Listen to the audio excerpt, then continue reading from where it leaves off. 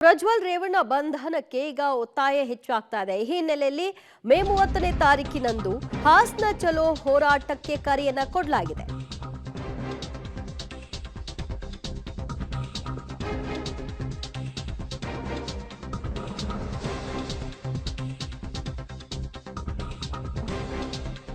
ಪ್ರಜ್ವಲ್ ಬಂಧನಕ್ಕೆ ಒತ್ತಾಯ ಹೆಚ್ಚಾಗ್ತಾ ಇದ್ದು ಮೇ 30ನೇ ತಾರೀಕಿನಂದು ಹಾಸನ ಚಲೋ ಹೋರಾಟಕ್ಕೆ ಚಾಲನೆ ಕೊಡಲಾಗುತ್ತೆ. ಮಹಿಳೆಯರ ಘನತೆ ಉಳಿಸಿ ಹಾಸನದ ಗೌರವ ಕಾಪಾಡಿ ಈ ಸ್ಲೋಗನ್ ಅಡಿಯಲ್ಲಿ ಜನಪರ ಚಳುವಳಿಗಳ ಒಕ್ಕೂಟದಿಂದ ಹೋರಾಟಕ್ಕೆ ಕರೆಯನ್ನ ಕೊಡಲಾಗಿದೆ.